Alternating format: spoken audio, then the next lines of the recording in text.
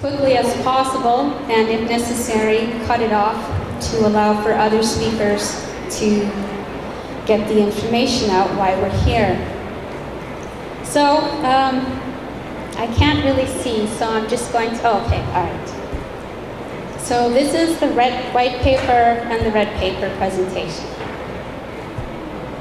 So I'm giving a little bit of history because I'm not taking for granted that everyone knows. Because I think part of the problem is we don't know, and we're afraid to ask. So I'm just going to go through a little bit of history.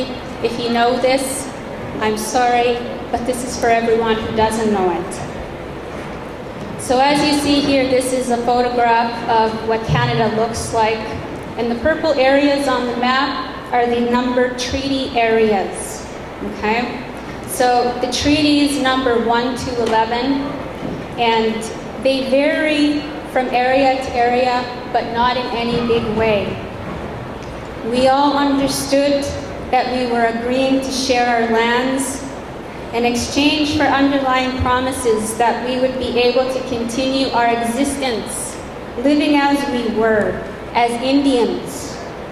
In addition to safeguarding our ways of life, we also secured provisions that would give us access to education and maintain access and connection to the very things that made us who we are, the land and our way of life that included hunting and fishing. These are now what we commonly refer to as treaty rights, and these are only a few of the treaty rights secured under the treaty agreement. Also critical to these arrangements, at least for us, was the relationship it created between our people and the people arriving into our lands. Canada has never had a policy on treaty implementation. The only policy that existed was directed at individuals who, by law, were considered Indians. In 1876, the first Indian Act came into effect after the numbered treaty process was already well underway. Canada itself came into being 9 years earlier when it confederated on July 1st, 1867. Even then, in its constitution of the day, it set out an enumerated listing of what powers fell to the federal government and which ones fell to the provincial government, which is commonly called the division of powers, or sections 91 and 92 of the Constitution. Indians and lands reserved for Indians. This is where the federal government's responsibility to Indians is set out. It is from here that they create legislation that would shape the relationship for a century and more that followed. In 1876, the Indian Act came into being and set the parameters of what would become a very violent colonial relationship in which the lives of Indians were subjected to oppression, discrimination, and genocide. This might sound dramatic, but it's the reality that we all know. The Indian Act removes status from our women and their children on a regular basis. The Indian Act made it possible for the churches to steal our children from our communities and take them away to residential school. And of course, there was a time when we were not allowed to vote, and we were not even allowed to leave the reserve unless we had permission from the Indian agent. This is just a photograph of some of the old timers in the early Indian movement. I just wanted to share that. Treaty rights have never been recognized as treaty rights unless we have gone to court to force the courts to recognize them as treaty rights. What we know to be our treaty rights are seen by the Government of Canada simply as social policy or as provisions made through the Indian Act. Assimilation has always been the government's answer to the Indian problem. It has always been the underlying foundation of all government policy that ever came into effect in Canada. It was the very reason for the residential schools. In thinking about what the Indian problem is, there really is no definitive answer as to why Why were we such a problem? It seemed that our very existence is a thorn in the side of Canada and what it's been trying to achieve for itself as a country. Because really, our existence reminds Canada that its creation was not done on honest terms, and its existence continues to be built on the empty promises and lies. The federal government commissioned a report in 1964 hoping to get an answer or some direction towards answering this Indian problem. 2 years later, it published a report in 2 parts, one in 1966 and the other in 1967. The report basically recommended to the government that the Indians be regarded as citizens plus. That is, we receive all the benefits of regular Canadians, plus the benefits that came from our treaty rights, because we were the original owners of the land. Obviously, this was not the answer the Canadian government wanted, so they ignored this report and went on to propose government policy that was totally opposite of what the Hawthorne report was recommending. In 1969, the government put forth a proposal that contained a number of recommendations they hoped would solve what they recognized, or what they say they recognized, as an imbalanced relationship between ourselves and Canada. However, their notion of achieving a balance was rooted in an idea of equality. To make a move to equality to the government of the day, that meant removing the special status we had due to our original occupation in the lands. Now, it's important to see the language and the way that things are moving from this point in 1969, because this whole idea of equality is just another way to assimilate us and remove our rights. It's not about equality, it's about taking away our rights. And it also speaks to the kind of comments we get that we have race-based rights. We have rights just because we're Indians and we're brown and no other reason. Well, that's not true. We have rights because we are the owners in this land.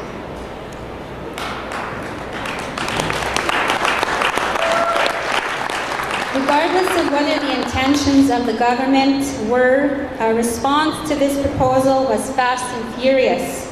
We saw the white paper as nothing more than the continued efforts of the government of Canada to forcefully assimilate us into the mainstream.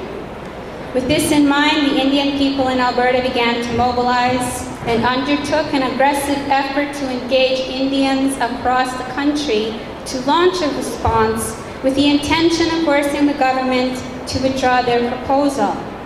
In 1970, the Indian people brought to Ottawa their official response titled Citizens Plus, but it's become more famously known as the Red Paper.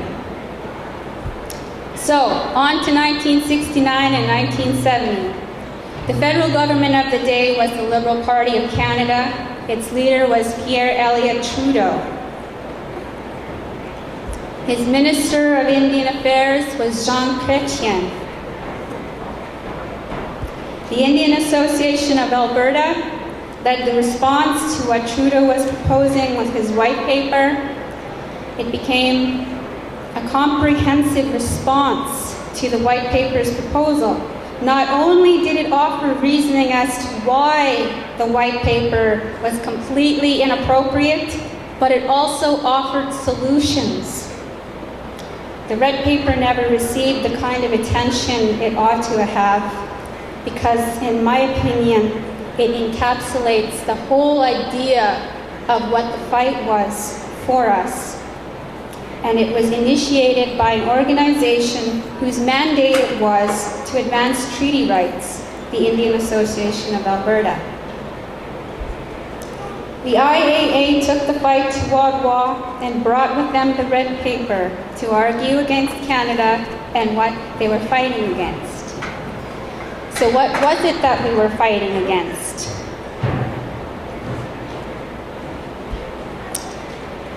The statement of the Government of Canada at the beginning of the Indian Policy 1969, the White Paper, says, "To be an Indian is to lack power, the power to act as owners of your lands, the power to spend your own money, and too often the power to change your condition."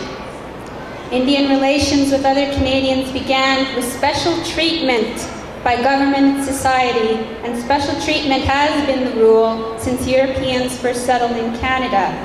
Special treatment has made of the Indians a community of disadvantaged and apart. So this is the message the government was trying to give to Canadians, that we were poor and we lived the way that we lived because we had treaty rights. It was the treaty agreement's fault that we lived in the poverty that we lived. That's what they were trying to convince Canadians. And that's not much different what we face today from the government. It's our fault that we are the way that we are. Nobody else's. And we all know that's not the truth. The main message in the opening of the White Paper is all about becoming the same. And that's just other language for assimilation. The government believes that its policies must lead to the full, free, and non-discriminatory participation of the Indian people in society. Such a goal requires a break with the past. It requires that the Indian people's role of dependence be replaced by a role of equal status, opportunity, and responsibility, a role they can all share with other Canadians.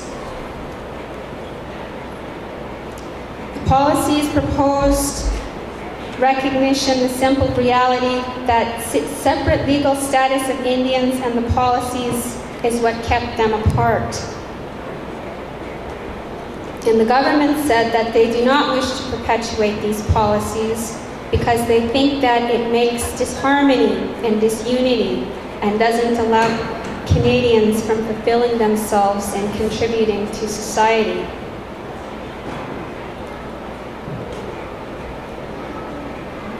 The White Paper had 4 major propositions. The first was to privatize our lands. The second was to offload Indian services to the provinces. The third was to use economic development as an interim measure. And the fourth was to do away with Indian affairs. We can see from this list and the reality of where we are today that the move has already been underway for some time now to privatize our lands. There's legislation in place for this that allows our communities to choose to go into these kinds of agreements, and I don't even know what to say to that. In regards to offloading Indians and our services to the provinces, that's still something that's trying to happen, and I think that there's a tension there that we need to be aware of, because the provinces don't want to be responsible for us. They think the federal government is responsible for us. And well, you know what? We're responsible for us. So